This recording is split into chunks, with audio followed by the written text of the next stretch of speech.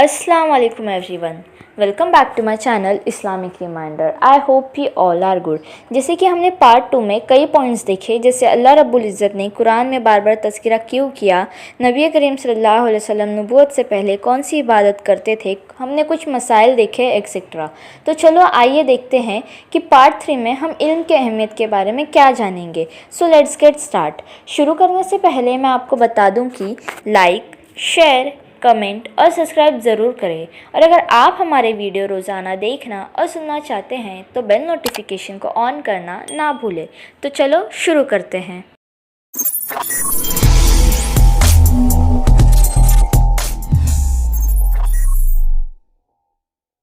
अऊज़ु बिल्लाहि मिनश शैतानिर रजीम, बिस्मिल्लाहिर रहमानिर रहीम।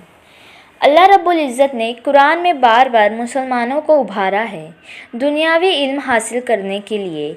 शरई इल्म तो यकीनन हासिल करना है, ये तो बुनियाद है इसकी, लेकिन उसके साथ साथ दुनियावी इल्म भी हासिल करना है, जो बहुत से लोगों ने इसको तर्क कर दिया है। मोमिन की सिफ़ात के वो ज़िक्र करते हैं अल्लाह का।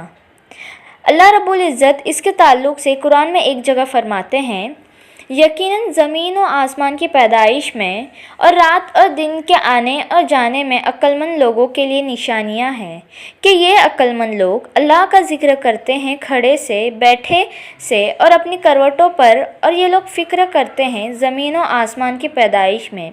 और जब फ़िक्र करते हैं आसमान और ज़मीन की पैदाइश में तो कहते हैं कि ए अल्लाह, तूने बेजा नहीं पैदा किया इन तमाम चीज़ों को, तेरी ज़ात पाक है, मुझे आग के अज़ाब से बचा।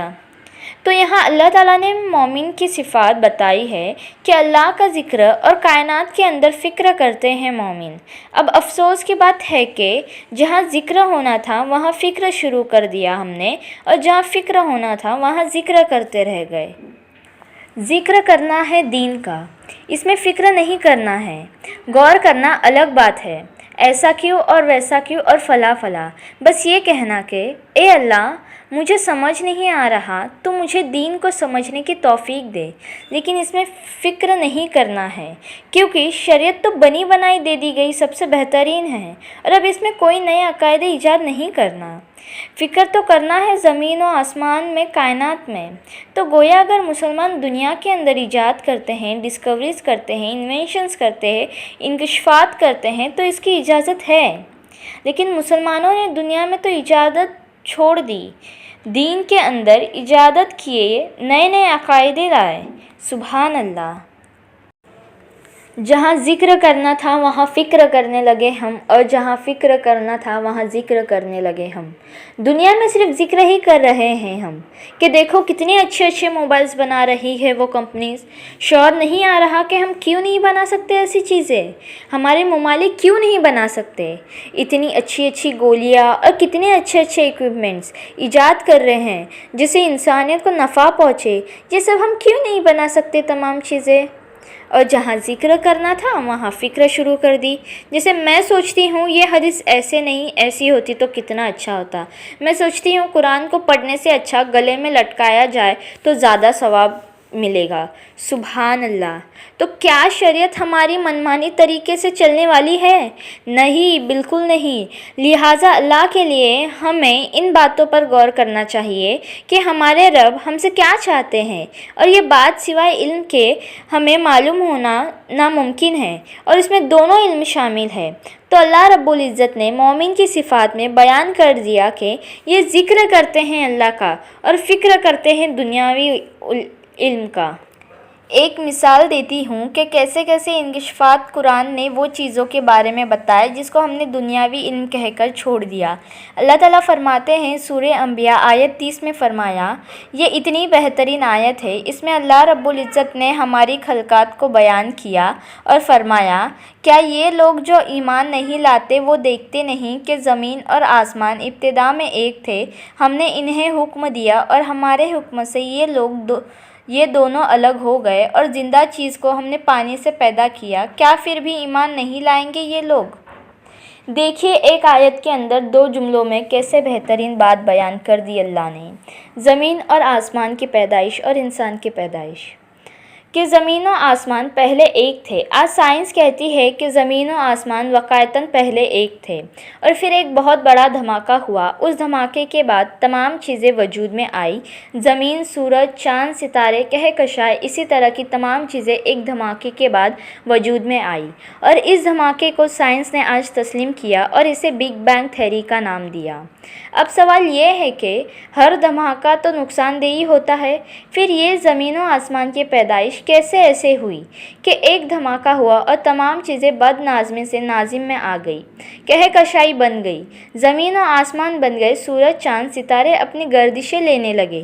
یہ کیسے ہو سکتا ہے جب تک کہ وہ دھماکہ کسی ایسی شخصیت سے نہ کیا ہو جو ویل آرگنائزڈ اور ویل کنٹرول نہ ہو، بلکہ ناظم کے طور پر اور جب کے ساتھ کیا گیا دھماکہ ہو۔ وہ جب عقل مند لوگ دیکھتے ہیں، غور و فکر کرتے ہیں زمین اور آسمان کی پیدائش پر کہ یہ ایک تھے اور اللہ کے حکم سے الگ ہو گئے، تو ایمان لانے پر مجبور ہوتے ہیں، اس لیے کہ بڑے بڑے لوگ جنہوں نے فلسفہ ارتقاء تھیوری آف ایوولوشن، جس میں لوگوں کے یہ فلسفہ دیے تھے کہ سب کچھ خود بخود بن گیا، لکھی، وہ لوگ آج ماننے کو مجبور ہیں یقیناً کوئی ہے جس نے نظم اور ضبط کے ساتھ یہ دھماکہ کیا۔ اور اسٹیفن ہاکنگ یہ بہت مشہور اور معروف ایسٹرو فزسسٹ سائنٹسٹ ہے، بہت بڑی بڑی کتابیں انہوں نے لکھی ہے، اور وہ لکھتے ہیں اپنی کتاب تھیوری آف ایوری تھنگ میں، اور کہتے ہیں کہ جو دھماکہ ہوا جس سے کائنات وجود میں آئی، اگر یہ دھماکہ ملینتھ آف ملینتھ سیکنڈ زیادہ ہو جاتا، یعنی ایک سیکنڈ کو 10 لاکھ حصوں میں تقسیم اور اس 10 لاکھویں حصے کو پھر 10 لاکھ حصوں میں تقسیم کرو، اسے کہتے ہیں ملینتھ آف ملینتھ سیکنڈ۔ تو وہ کہتے ہیں کہ ملینتھ آف ملینتھ سیکنڈ زیادہ ہوتا تو کائنات وجود میں نہیں آتی، اور کم ہوتا تو بھی وجود میں نہیں آتی۔ سبحان اللہ! دھماکہ نظم اور ضبط کے ساتھ کیا گیا کہ کائنات وجود میں آ جائے، اور قرآن نے یہ بات 1400 سال پہلے ہی بیان کر دی کہ اللہ کے حکم سے بہت بڑا دھماکہ ہوا، بگ بینگ، اور اس دھماکے سے کائنات کو وجود میں لایا گیا۔ اسی آیت کے اگلے حصے میں اللہ تعالیٰ فرماتے ہیں، ہم نے تمام زندہ چیزوں کو پانی سے پیدا کیا، تو کیا پھر بھی ایمان نہیں لاؤ گے؟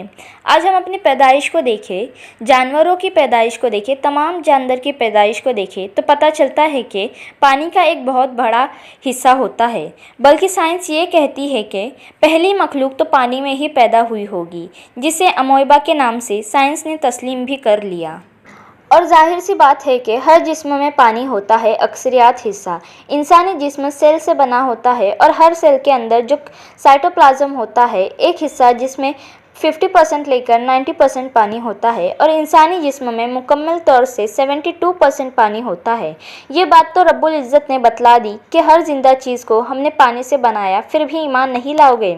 تو پتہ چلا کہ یہ بات تو جانتا ہے مومن، اور کیوں نہ ہو۔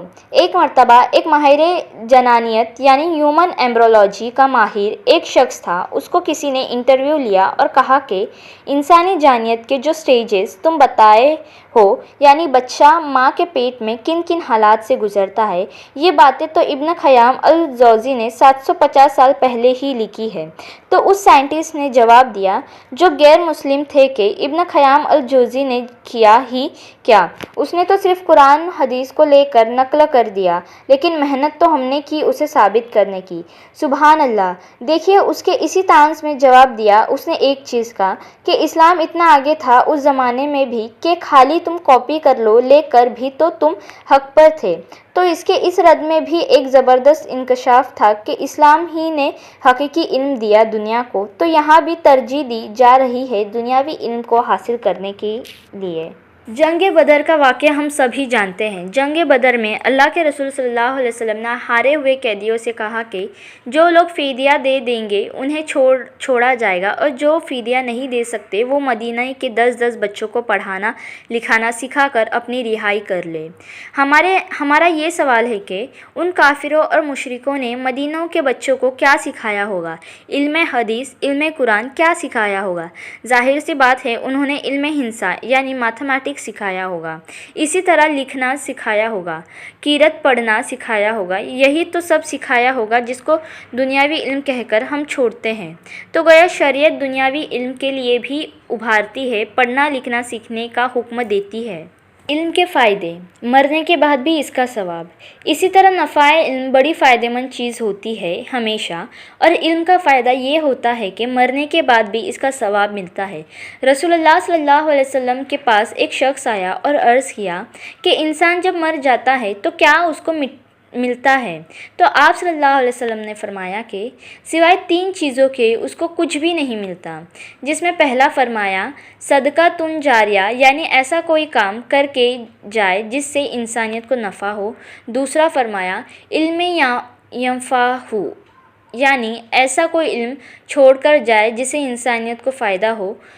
نیک اولاد جو والدین کے لیے دعائے خیر کرے۔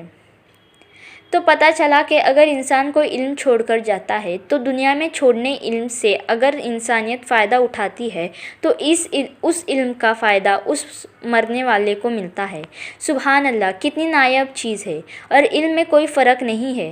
آپ قرآن سکھائے، حدیث سکھائے، علم ہندسہ یعنی میتھمیٹکس سکھائے، اردو سکھائے یا انگلش، ہندی، مراٹھی سکھائے، کچھ بھی، علم اگر فائدہ مند ہے تو خیر ہی خیر ہے۔ اسی طرح لوگوں کی سہولیت کا علم، جیسے سڑک بنانے کا علم، برج بنانے کا علم، تعمیرات کا علم، اچھے مکانات کا علم، سستی چیزیں بنانے کا علم، کچھ بھی چھوڑ کر جائے، جب تک انسانیت کو فائدہ ہوگا تب تک اس بنانے والے کو اجر اور ثواب ملے گا۔ سبحان اللہ! تو معلوم ہوا کہ علم ایک زبردست ایصال ثواب بھی ہے ہمارے لیے۔ علم کی فضیلت کے تعلق سے ایک اور روایت آتی ہے کہ حدیث پاک کا مفہوم ہے، رسول اللہ صلی اللہ علیہ وسلم فرماتے ہیں کہ عبادت کرنے والے پر عالم کی بڑائی ایسی ہے جیسے کہ میری بڑائی تمہارے معمولی آدمی پر۔ پھر رسول اللہ صلی اللہ علیہ وسلم نے فرمایا کہ لوگوں کو بھلائی سکھانے والے پر اللہ تعالیٰ رحمت نازل فرماتے ہیں، اور اس کے فرشتے اور زمین اور آسمان میں رہنے والے، یہاں تک کہ چیونٹی اپنی بلوں میں اور مچھلیاں پانی میں اس کے لیے بھلائی کی دعا کرتی ہے۔ سبحان اللہ! اندازہ لگا اس حدیث مبارک میں رسول اللہ صلی اللہ علیہ وسلم نے عالم کی فضیلت کے تعلق سے کتنی نواب بات کہہ دی۔ علم والوں کی تعریف کی گئی ہے، بڑھاوا دیا گیا ہے اس حدیث میں۔ علم انسان کو دنیائی گمراہی سے بچاتی ہے، علم انسان کو دینی گمراہی سے بچاتا ہے، علم انسان کو برزخ میں بچائے گا، علم انسان کو آخرت میں نفع پہنچائے گا۔ تو علم بڑی عظیم چیز ہے میرے بھائیوں اور بہنوں، اور آج کے دور میں تو میں کہوں گی نالج از پاور، علم طاقت ہے۔ حدیث پاک کا مفہوم ہے۔ علم کی فضیلت کے تعلق سے ایک اور روایت آتی ہے، عبداللہ بن عمر بن رضی اللہ عنہ فرماتے ہیں کہ رسول اللہ صلی اللہ علیہ وسلم نے حجۃ الوداع کے دن خطبہ دیا اور فرمایا، پہنچا دو لوگوں تک اگر ایک آیت بھی معلوم ہو تو۔ سبحان اللہ! ظاہر سی بات ہے کہ پہنچانے کی بات کہی جا رہی ہے، تو جب معلوم ہوگا یا معلوم کریں گے تبھی تو پہنچایا جائے گا، لیکن جب معلوم ہی نہ ہو تو کیا پہنچائیں گے ہم؟ اور آج کے دور میں جو کچھ ہو رہا ہے آپ سب دیکھ ہی رہے ہیں۔ نبی کریم صلی اللہ علیہ وسلم کے نہ تو فرمان معلوم ہے نہ قرآن معلوم، بس پہنچایا جا رہا ہے۔ کیا پہنچایا جاتا ہے اللہ کو اور ان کو ہی پاتا ہے۔ تو علم بنیاد ہے، یاد رکھیے۔ لیکن آج ہم دیکھتے ہیں کہ لوگ چاہتے ہیں کہ مسلمان جاہل رہے، نہ شریعت کا علم حاصل کرے اور نہ دنیاوی علم میں آگے بڑھے، اور علم میں شریعت کے علم کی بات ہو تو اس کا سرچشمہ قرآن اور حدیث کے سوا اور کچھ نہیں۔ لیکن بعض لوگ کہتے ہیں کہ قرآن اور حدیث تم عام لوگ سمجھ نہیں سکتے، پڑھو گے تو گمراہ ہو جاؤ گے، لہٰذا دور رہو قرآن حدیث سے۔ سبحان اللہ! ایک مرتبہ ایک عالم کی ملاقات ایک صاحب سے ہوئی تھی جو بڑے عالم کہتے تھے اپنے آپ کو، اور ایک دن کہنے لگے کہ یہ جاہل لوگ جن کو کپڑے پہننے کے آداب نہیں معلوم، وہ بڑے علم حاصل کر رہے ہیں قرآن حدیث کا۔ تو اس عالم نے کہا کہ یہ تو بڑی خوشی کی بات ہے، آپ جل کیوں رہے ہو اس چیز سے؟ کتنی اچھی بات ہے کہ جس کو کپڑے پہننے کے آداب معلوم نہیں ہو وہ قرآن حدیث کا علم حاصل کر رہے ہیں۔ آج علم حاصل کر لے گا تو کل ٹھیک سے کپڑے بھی پہننا سیکھ جائے گا۔ لیکن آپ یہ جلن کیوں اظہار کر رہے ہیں۔ یہ تو خوشی کی بات ہے کہ لوگ قرآن حدیث کی طرف رجوع کر رہے ہیں، تو آپ جل رہے ہیں علم کے عام ہونے سے۔ یہ تو یہودی علماؤں کی صفات تھی کہ وہ نہیں چاہتے تھے کہ علم عام ہو۔ علم چھپانا یہودیوں کی علماؤں کی صفات۔ یہودوں کی یہی صفات تھی کہ وہ چاہتے نہیں تھے کہ لوگ علم حاصل کریں، کیونکہ اگر لوگ علم حاصل کریں گے تو ترنت سیکھیں گے تو ہماری ضرورت کہاں پڑے گی، اور پھر کہاں سے ہم ان کے مال و دولت کو ناجائز طریقے سے کھائیں۔ کوئی زنا کر کے آ گیا تو کیسے معاف کرنا؟ مالدار ہو تو چلو پیسے لے کر معاف کر دو، ترنت کی آیت پڑھ کر سنا دو، غلط پڑھ کے سنا دو، رد بدل کر کے سنا دو۔ تو یہودی علماء عام لوگوں کو علم سے دور رکھتے تھے تاکہ لوگوں کی جہالت کا فائدہ اٹھا سکے۔ افسوس کی بات ہے کہ یہودیوں کی یہ صفات آج ہم میں بھی عام ہو رہی ہے، اور ہم بھی لوگوں کو قرآن و حدیث سے دور کرنے لگ گئے، جبکہ ہمیں چاہیے کہ ایسے اعمال سے بچیں اور علم کو لوگوں میں خوب عام کریں تاکہ خود بھی جہالت کے فتنوں سے بچ سکے اور اوروں کو بھی بچانے کی پوری کوشش کرے۔ انشاءاللہ العزیز اللہ تعالیٰ ہمیں کہنے سننے سے زیادہ عمل کی توفیق عطا فرمائے، آمین۔ میرے عزیز بہنوں اور بھائیوں، ہمارا ٹاپک علم کی اہمیت پارٹ 3 ہم یہیں سٹاپ کرتے ہیں۔ انشاءاللہ پارٹ 4 میں ہم اور تفصیل سے بتائیں گے، سو اسٹے ٹیون وتھ اس۔ تب تک اللہ تعالیٰ ہمیں کہنے سننے سے زیادہ عمل کی توفیق عطا فرمائے، آمین۔